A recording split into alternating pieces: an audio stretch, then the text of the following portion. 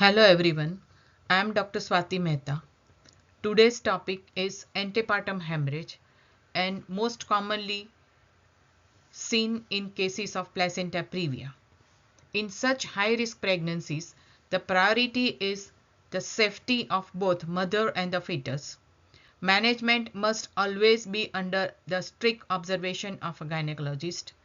Along with standard obstetric care, homeopathic medicines may be used only as a supportive therapy with the aim of helping to control bleeding and support the fetal well-being.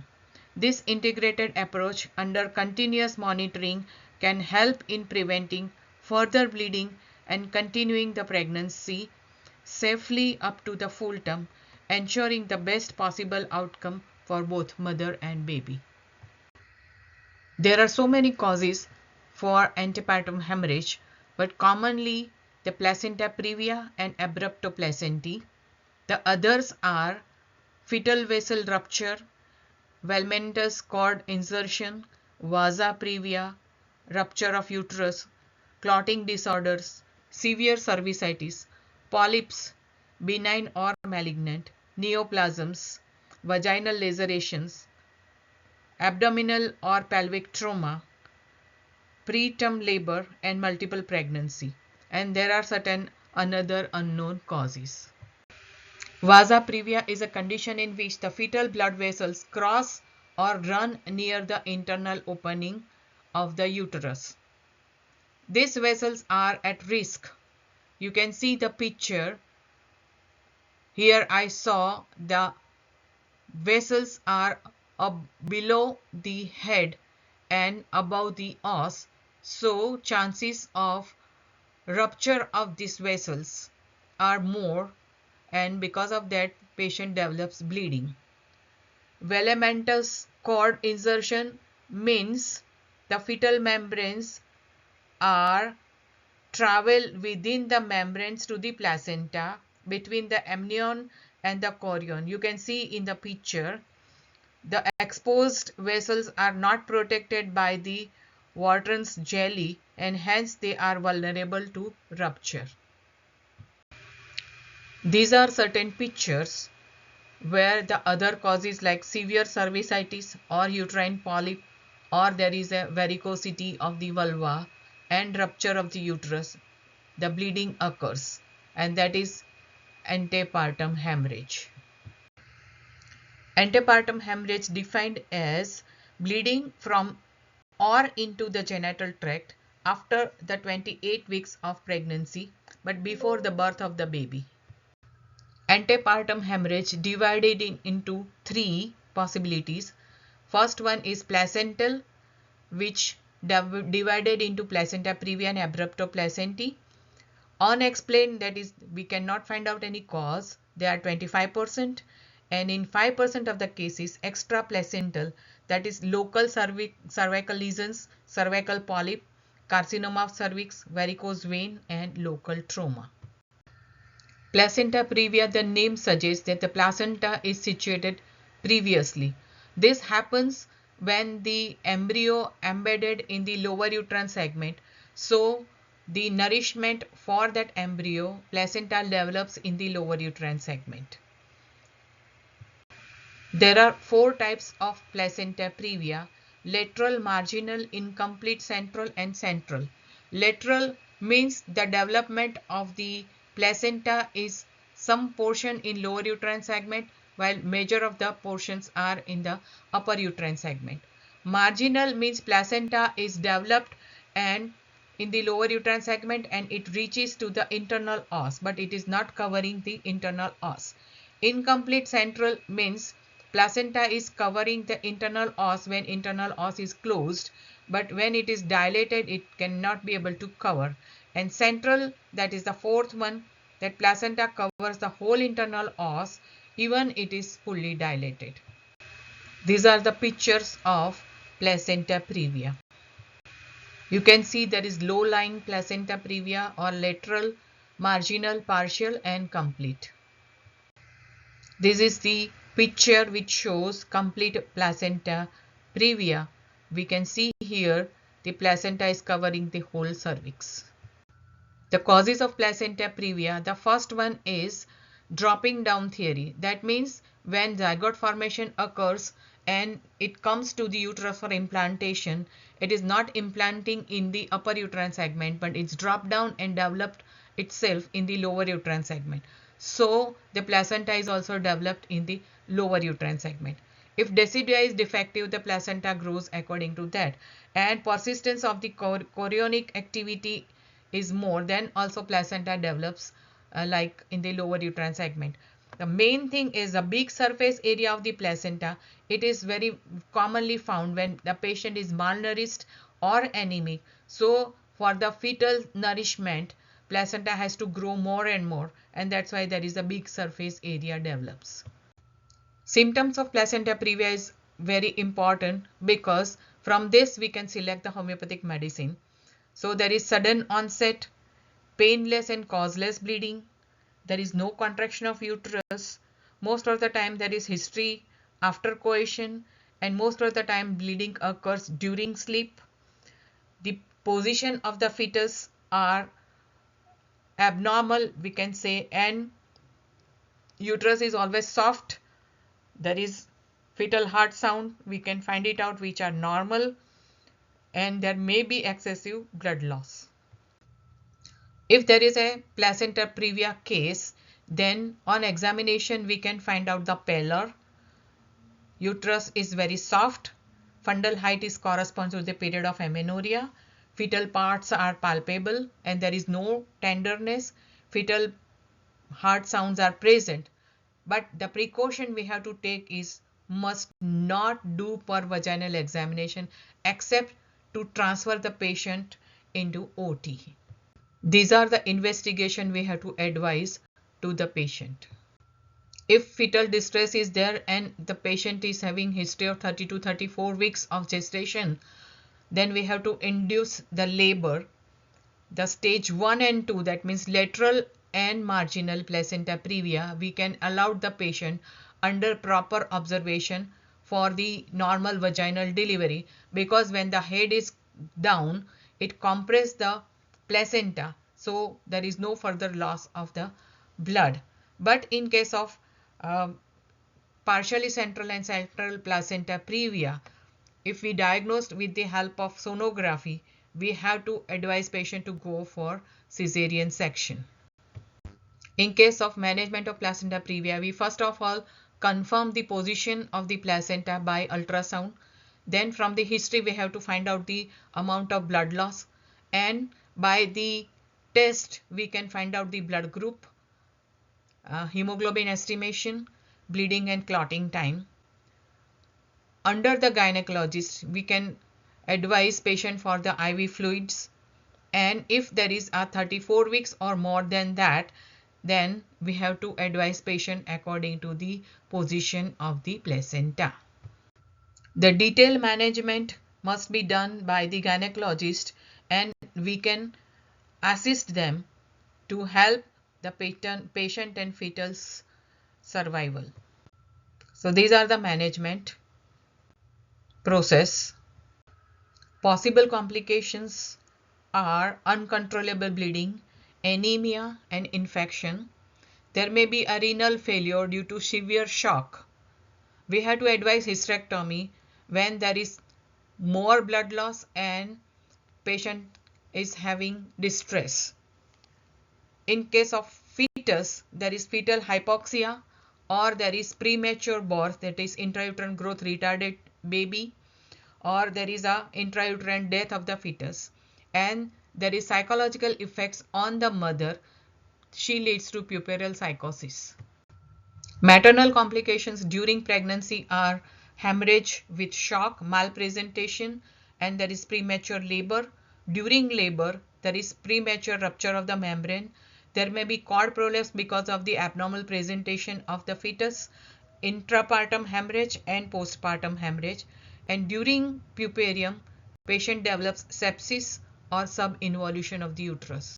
I have already discussed about the fetal complications, that is low birth weight baby, IUD, congenital malformation and asphyxia. Placental abruption or accidental hemorrhage. It is defined as a form of antepartum hemorrhage where the bleeding occurs due to premature separation of the normally situated placenta. So here placenta is situated in upper uterine segment, but because of certain causes there is a premature separation of the placenta. The common causes are trauma or injury on the uterus or on the abdomen. Patient may develop polyhydramnios. Patient is using cocaine or tobacco like toxic things. Premature rupture of the membrane, the short umbilical cord, malnourishment or poor socio-economic condition. Abruptoplasty is divided into three types: revealed, concealed and mixed. Revealed means the bleeding which we can see and it is from the vagina and there is no internal extra hemorrhage. Concealed means we cannot see because the collection of the blood is behind the separated placenta. And mixed means some part of the blood is collected inside and some part is expelled out. This shows the different type of hemorrhage: visible or revealed hemorrhage and concealed hemorrhage. Signs and symptoms of accidental hemorrhage are either a red or a brown bleeding per vagina. All the sign of shock we can find out. Abdominal pain and tenderness of the abdomen, tenderness and firmness of the uterus. Patient cannot allow you to palpate the uterus, and there is excessive fetal movement or reduced fetal movement, or there is a fetal death. Clinical features are estimated by the gynecologist as per the loss of bleeding and the placental separation. Here there are difference between the revealed and mixed type of abruptoplasty. Abdominal pain and slight vaginal bleeding we can find out in both, but in case of mixed the blood is dark or serous, while in case of revealed it is dark in color. Visible blood loss we can find out in revealed and concealed both. We can find out the period of gestation in case of revealed, but we cannot find out period of gestation because there is an internal hemorrhage, so size of the uterus is increased. In case of revealed type there is a localized tenderness, while in case of mixed the whole abdomen is tense and tender and rigid.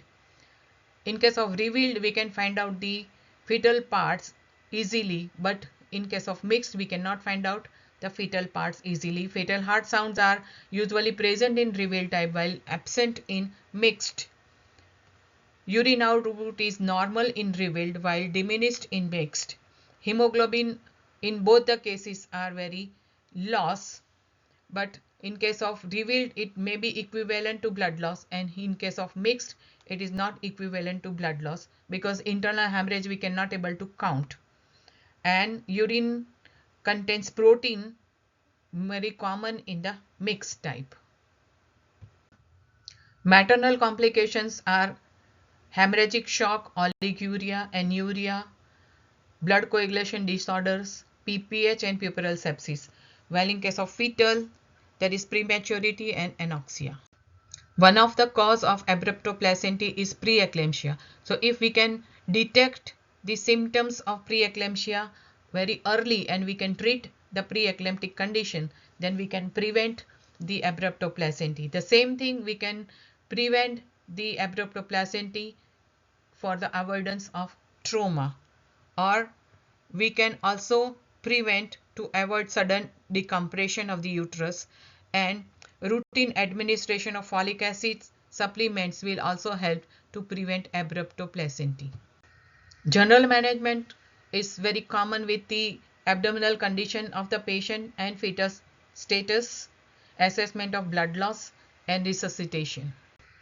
These are the process done by the gynecologist. A homeopath can assist and observe the patient and fetus condition. Here what we have to do is artificial rupture of the membrane and oxytocin drip is given to accelerate the labor. In case of concealed, we have to advise patient for the blood transfusion and we have to check the urine output. Again, artificial rupture of the membrane with oxytocin drip, or we have to advise patient for the cesarean section or very rarely hysterectomy.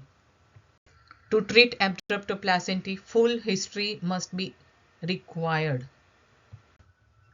On physical examination, we have to record all the vital signs.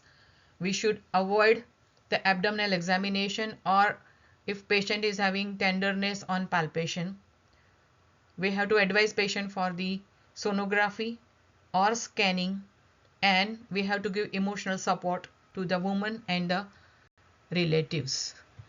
Again, this management must be done by the gynecologist, that is stabilizing the woman, temperature, pulse and BP noted, IV fluids if required, blood if required, cesarean section, or there is expectant management.